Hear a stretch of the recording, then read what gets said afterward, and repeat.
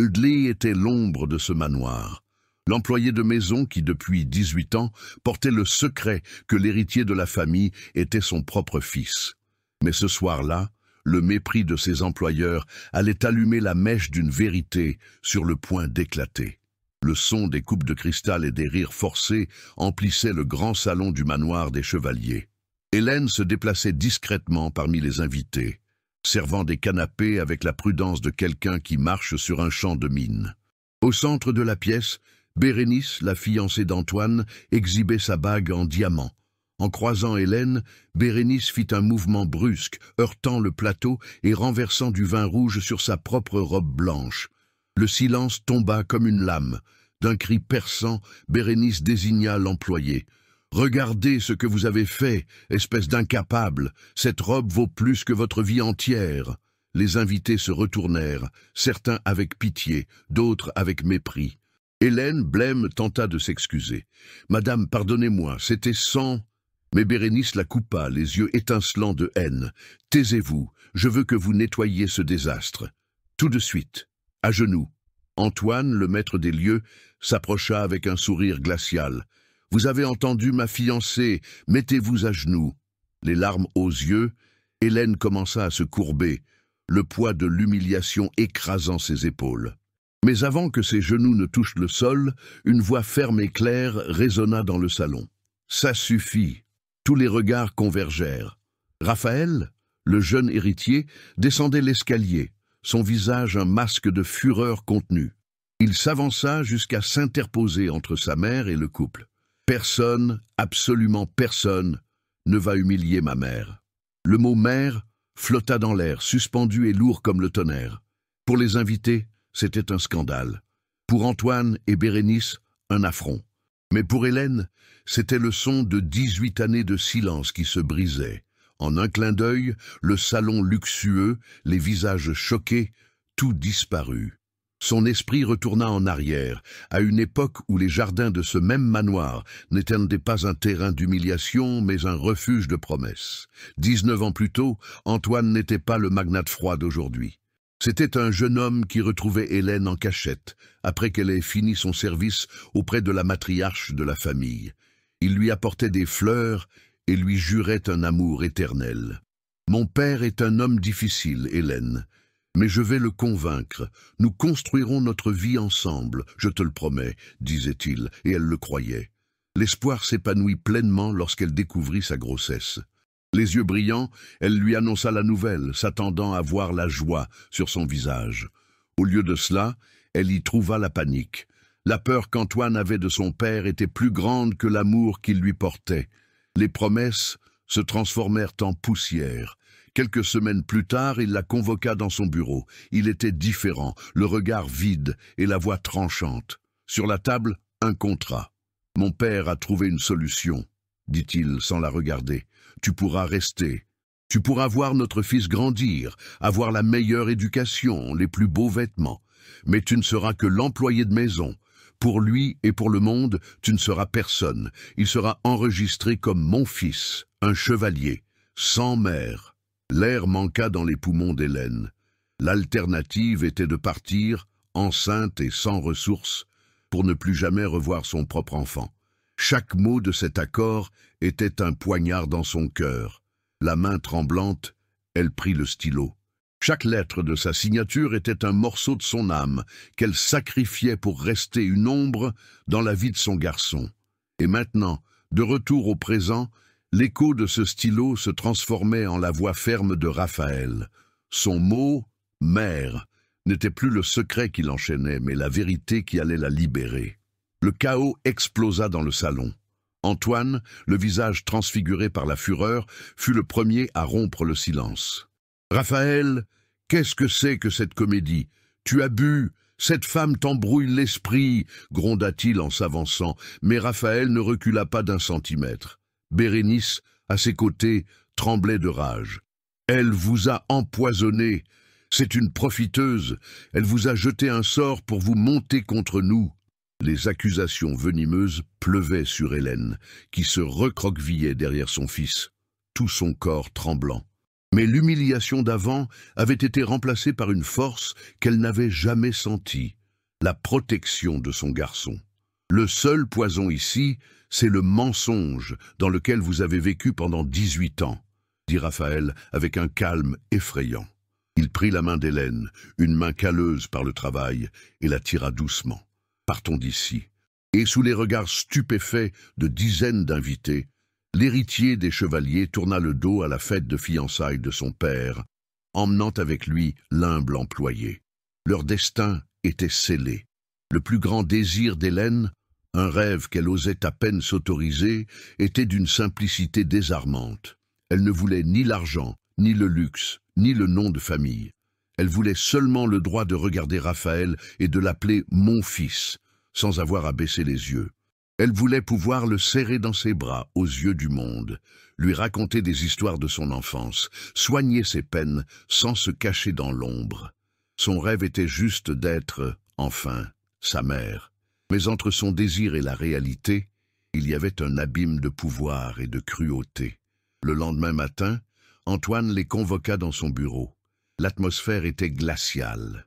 Sur le bureau en acajou, un document jauni reposait comme une sentence.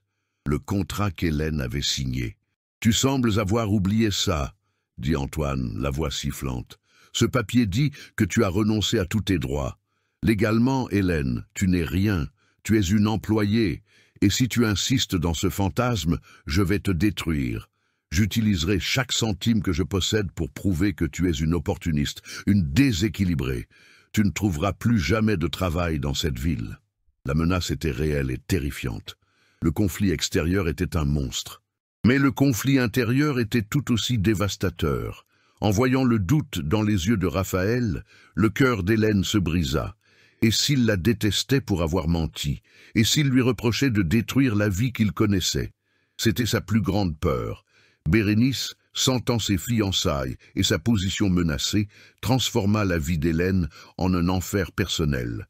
De petits objets de valeur commencèrent à disparaître, des accusations voilées étant lancées en direction d'Hélène. Des ordres impossibles lui étaient donnés et chaque erreur minime était transformée en scandale. Elle murmurait à l'oreille d'Antoine, nourrissant sa fureur. « Elle veut tout ce qui est à toi, chérie. Elle et son fils, ils sont de mèche. » Chaque jour était une guerre des nerfs.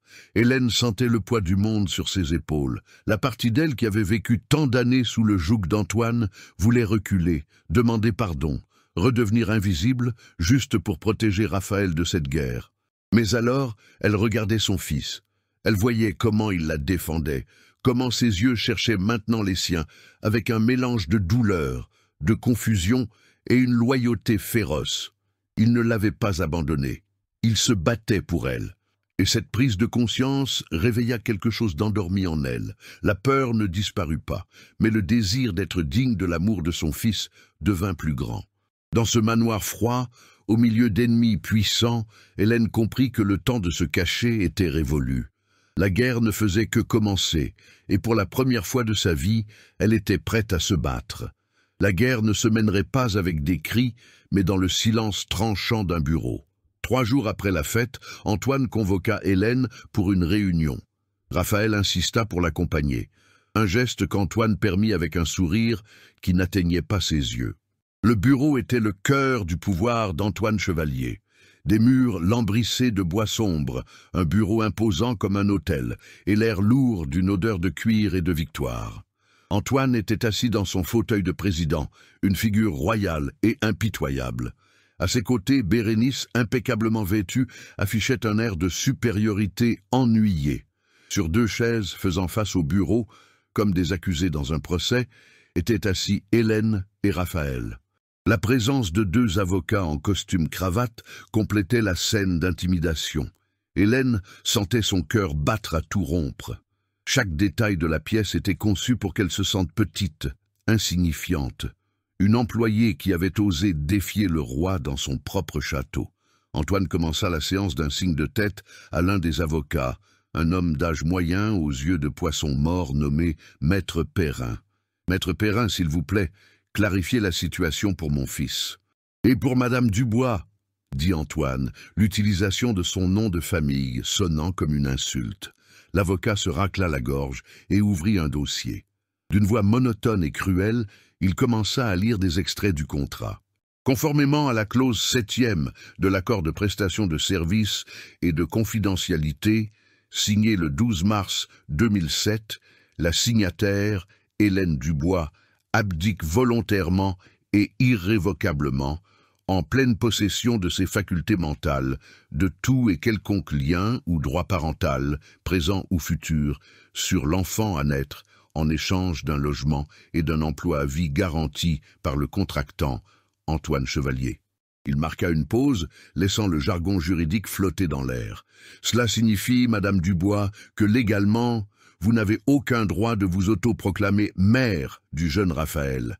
Insister sur ce point pourrait être qualifié de diffamation et, selon vos actions, même de tentative d'extorsion. Les implications pénales sont sévères. Raphaël s'agita sur sa chaise, mal à l'aise. C'est absurde. Elle a été forcée. Antoine rit, un son sans joie. Forcée? Raphaël, regarde-la. Nous lui avons donné un toit, à manger, une vie qu'elle n'aurait jamais eue. Je t'ai tout donné. Et comment nous remercie-t-elle? En te remplissant la tête de fantasmes. C'était le signal pour que la deuxième partie de l'attaque commence, la démolition de son honneur. Hélène a toujours été instable, continua Antoine, adoptant un ton de fausse préoccupation paternelle. Je l'ai accueillie par pitié, enceinte et seule. Avec le temps, elle a développé une obsession pour toi, mon fils. Un délire, elle a commencé à croire à son propre fantasme. C'est un cas triste, vraiment. Hélène tenta d'intervenir. C'est un mensonge. Antoine, pour l'amour de Dieu... Silence, tonna Antoine. Tu n'as pas voix au chapitre ici. Bérénice asséna alors le cou le plus bas. Avec une expression de victime, elle se tourna vers Raphaël. Raph, chéri, je ne voulais pas te dire ça, mais je l'ai vu plusieurs fois. Entrer dans ta chambre au milieu de la nuit, quand tu étais plus jeune. Elle restait là, dans le noir, juste à te regarder dormir. C'était malsain. Le mensonge était si bien raconté, si plein de détails visuels, que l'espace d'une seconde, le doute s'installa sur le visage de Raphaël. Hélène sentit le sol se dérober. Ces nuits, où elle entrait pour ajuster sa couverture, pour prier à côté de son lit, étaient tordues et transformées en quelque chose de pervers. Et les choses qu'elle te murmurait, poursuivit Bérénice, implacable, disant que ton père ne t'aimait pas, qu'il ne se souciait que des affaires. Je l'ai entendu plus d'une fois. Elle a toujours essayé de te monter contre nous. C'est une manipulatrice, un serpent. Mensonge. Tout est mensonge, murmura Hélène, les larmes coulant sur son visage. Mais sa voix n'était qu'un faible fil face à la tempête d'accusations. Elle regarda Raphaël, cherchant ses yeux, et ce qu'elle y vit la détruisit. Il ne voyait plus sa mère, la femme qui avait soigné ses blessures et célébré ses victoires en silence. Il voyait ce qu'il voulait qu'il voie, une étrangère, une folle, une menteuse. Son regard était le miroir de son humiliation. Il ne niait pas seulement son passé, il volait son présent, empoisonnait son futur. Finalement, Antoine porta l'estocade.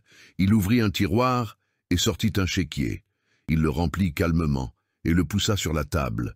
Le montant était absurdement élevé. « Mais je ne suis pas rancunier, » dit-il avec une magnanimité venimeuse. « Considère ça comme une généreuse indemnité de départ, pour tes années de service et pour ton silence. Prends l'argent, Hélène, disparais de notre vie, fais-toi aider par des professionnels, et laisse-nous en paix. » Le chèque gisait entre eux. Un piège parfait.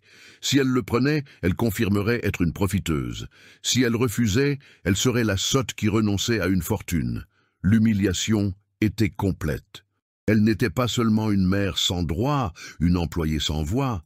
Maintenant, elle était une folle à vendre. Antoine, Bérénice, les avocats, tous la fixaient, attendant. Mais le seul regard qui comptait était celui de Raphaël. Et sur son visage, la confusion et la douleur étaient si profondes qu'Hélène sut qu'à cet instant, dans son cœur, elle l'avait déjà perdue. Raphaël tira Hélène hors du bureau, laissant derrière lui le chèque, le contrat et le nuage de venin. Son silence dans le couloir était plus lourd que n'importe quel cri. Pour Hélène, c'était la confirmation de sa défaite. Il la raccompagna jusqu'à la porte de sa petite chambre au fond du manoir, un lieu qui avait toujours été son unique refuge. « Raphaël, s'il te plaît » murmura-t-elle, la voix brisée, « tu dois me croire. » Il la regarda, et la douleur sur son visage était si intense qu'Hélène ne put rien ajouter. Il ne répondit pas.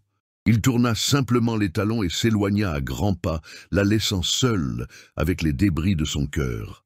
Elle s'effondra sur le lit, le corps secoué de sanglots silencieux. Ils avaient réussi. Ils lui avaient finalement arraché son fils. Pendant ce temps, Raphaël montait le grand escalier, sentant les regards des autres employés sur lui, des regards de pitié et de curiosité. Il s'enferma dans sa chambre, un sanctuaire de luxe qui lui parut soudain une prison. La colère et la confusion l'étouffaient. Les mots de son père résonnaient dans son esprit. Obsession, délire, instable. L'image peinte par Bérénice d'une Hélène sombre et manipulatrice hantait ses pensées. Était-ce possible? Avait-il été la cible d'un mensonge élaboré pendant 18 ans? Le doute était une torture. Il se jeta sur son lit, le visage enfoui dans l'oreiller, essayant d'effacer les voix. Mais au milieu du tumulte, d'autres souvenirs, plus anciens et plus profonds, commencèrent à émerger. Des souvenirs qui ne cadraient pas avec le récit cruel qu'il venait d'entendre. Il se souvint d'une nuit, à 7 ans, où il s'était réveillé en hurlant d'un cauchemar terrible. Son père était en voyage. C'est Hélène qui avait couru dans sa chambre, qui l'avait serré dans ses bras et lui avait chanté une douce berceuse jusqu'à ce qu'il se rendorme, se sentant en sécurité. Ce n'était pas le geste d'une observatrice malsaine, c'était l'instinct d'une mère. Il se rappela le jour où il était tombé de vélo et s'était méchamment écorché le genou. Hélène l'avait emmené à la cuisine, avait nettoyé la blessure avec un soin infini, et tandis que ses larmes séchaient, elle lui avait donné un morceau de gâteau au chocolat, notre remède secret, avait-elle dit avec un clin d'œil. Antoine, en l'apprenant, avait simplement dit « Les garçons ne pleurent pas, Raphaël. Redresse-toi ». La froideur de son père contrastait avec la chaleur d'Hélène. L'amour qu'elle lui avait donné était la seule constante dans sa vie. Un avocat pouvait rédiger un contrat, mais il ne pouvait pas effacer la vérité gravée dans son cœur. Cet amour était réel. Il se leva, mu par une nouvelle urgence. Il lui fallait quelque chose de plus, quelque chose de concret. Il se mit à chercher sans savoir exactement quoi. Il ouvrit des tiroirs, fouilla des étagères. Il trouva des albums photos, tous méticuleusement organisés. Raphaël et son père sur un yacht, Raphaël et son père dans une station de ski, Raphaël et son père à des galas. Hélène n'était sur aucune d'elles. Elle était la photographe invisible, la présence effacée de l'histoire officielle. La frustration montait, puis il s'arrêta. Son regard tomba sur le fond de son dressing. Là, couverte de poussière, se trouvait une petite boîte en bois, le genre d'objet simple qui n'appartenait pas à ce monde d'opulence. Hélène la lui avait offerte pour son 10e anniversaire. Il se souvenait de sa déception à l'époque.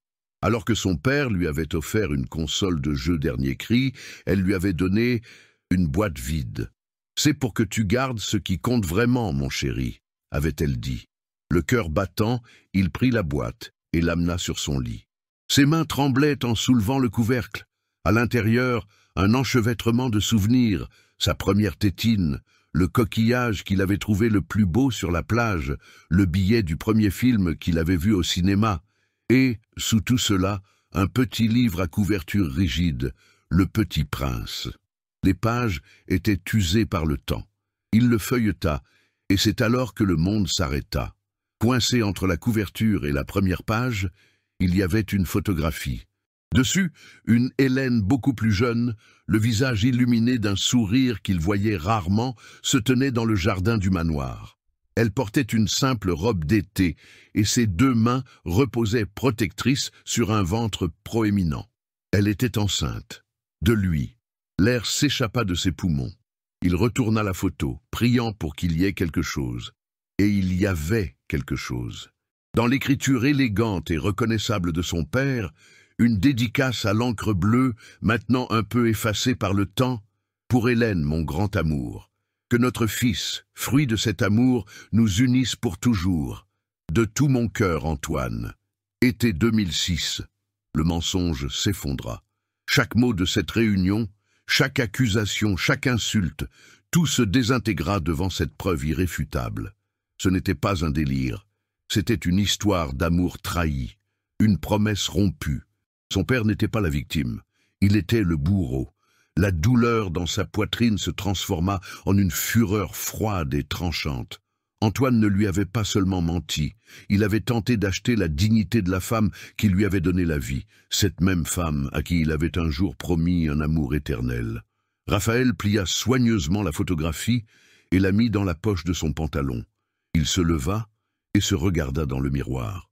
Le visage qui le fixait n'était plus celui d'un garçon confus. C'était celui d'un homme qui venait de trouver sa vérité. L'héritier des Chevaliers était mort. À sa place était né le fils d'Hélène Dubois, et il avait une guerre à terminer. Avec la photographie dans sa poche et une tempête glaciale dans les yeux, Raphaël n'alla pas affronter son père. Pas encore. D'abord, il retourna dans la chambre d'Hélène. Elle était exactement là où il l'avait laissée, recroquevillée sur le bord du lit, une figure fragile noyée dans le désespoir. En le voyant, elle sursauta, s'attendant à plus de douleur, plus d'accusations. Au lieu de cela, il s'agenouilla devant elle et, avec une douceur qu'elle n'avait pas sentie depuis près de 2 décennies, il lui prit les mains. « Je sais tout », dit-il, la voix ferme. Il sortit la photographie de sa poche et la plaça dans la paume de sa main. Hélène eut le souffle coupé. Ses doigts tracèrent l'image de la jeune femme pleine d'espoir qu'elle avait été, de l'homme qu'elle avait aimé. Les larmes qui tombèrent sur la photo n'étaient pas de tristesse, mais d'une douleur ancienne qui trouvait enfin une issue. « Il a gardé ça ?» murmura-t-elle, incrédule. « Non, répondit Raphaël, c'est toi qui l'as gardé. C'était dans la boîte que tu m'as donnée, la boîte des choses qui comptent. » À cet instant, Hélène comprit. La preuve de leur amour n'avait pas été gardée par lui comme une relique, mais par elle, par instinct, transmise à son fils comme le plus précieux des trésors, sans qu'aucun des deux ne le sache. Raphaël se releva, l'attirant doucement. « C'est fini, maman. Le mensonge s'arrête aujourd'hui, et tu ne vas pas te cacher. Tu viens avec moi. Tu vas assister à tout. » La peur la paralysa. « Non, Raphaël, s'il te plaît, il est dangereux, il va te faire du mal, il va tout te prendre. »« Il ne peut rien me prendre, » dit Raphaël avec une certitude absolue, « parce que la seule chose de valeur que j'ai au monde, c'est toi. » Pour la première fois, Hélène ne recula pas. Elle serra la main de son fils, et ensemble, ils marchèrent vers le cœur de l'empire d'Antoine Chevalier. La grande salle de conférence du manoir était le véritable trône d'Antoine. Là, au bout d'une table de 20 places, il présidait une réunion avec 4 des plus importants investisseurs du pays. Cartes, graphiques et projections de bénéfices couvraient la table. C'était un ballet de pouvoir et d'argent, et Antoine était le maître de cérémonie. Bérénice était assise un peu en retrait, un accessoire de luxe pour compléter l'image du succès.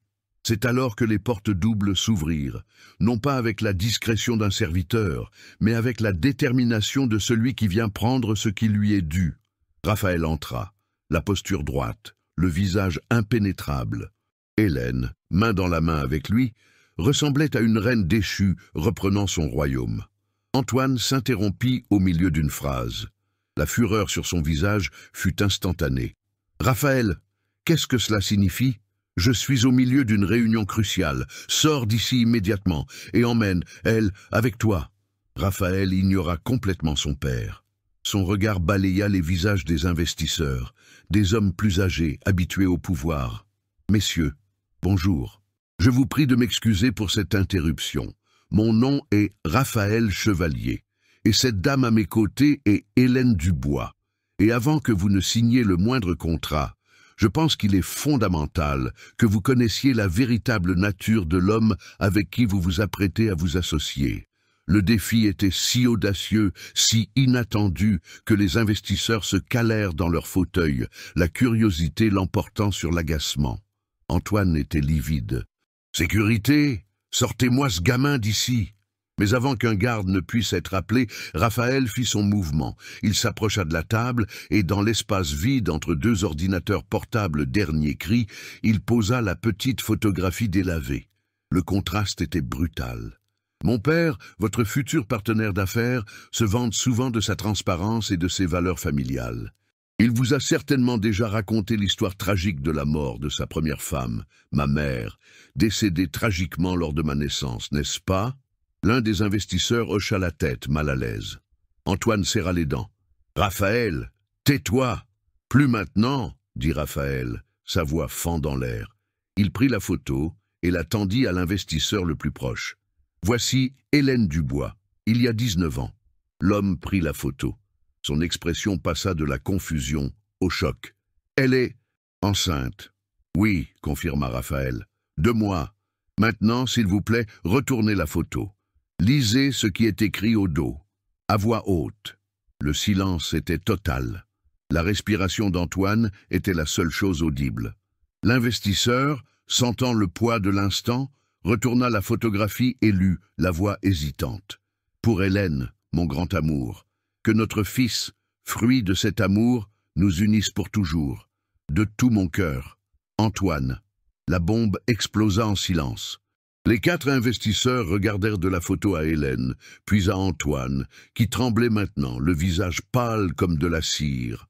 La mascarade s'était effondrée. « C'est de la folie, un coup monté !» balbutia Antoine, tentant une dernière défense. « Cette femme l'a manipulée, c'est une profiteuse, tout est faux !» Mais son déni était faible, désespéré. La vérité était là, de sa propre écriture.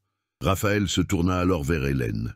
Devant ces hommes puissants, il la serra dans ses bras, une étreinte qui contenait 18 ans de distance. « Pendant 18 ans, dit-il, la voix brisée par l'émotion mais claire pour que tous entendent, cette femme a vécu comme une ombre dans cette maison.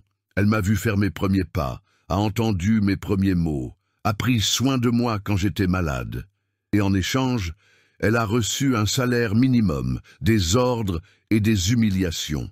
Tout ça pour respecter un contrat diabolique qui lui interdisait de m'appeler son fils.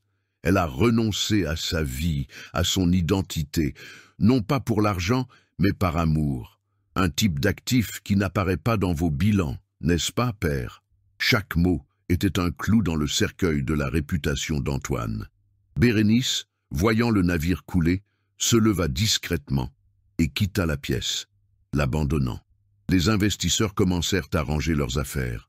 L'accord était mort. Antoine regarda son fils, les yeux suppliants. « Raphaël, s'il te plaît. » Mais Raphaël ne ressentait plus qu'un vide glacial.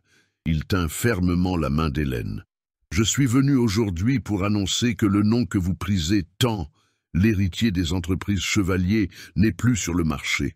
En fait, il ne l'a jamais été, car aujourd'hui, je renonce au nom de Chevalier, à la fortune, à cette maison construite sur la douleur de ma mère. Je ne veux pas un seul de vos centimes. » Il regarda Antoine dans les yeux, le coup de grâce. « La seule part d'héritage que je tiens à recevoir, je l'ai déjà.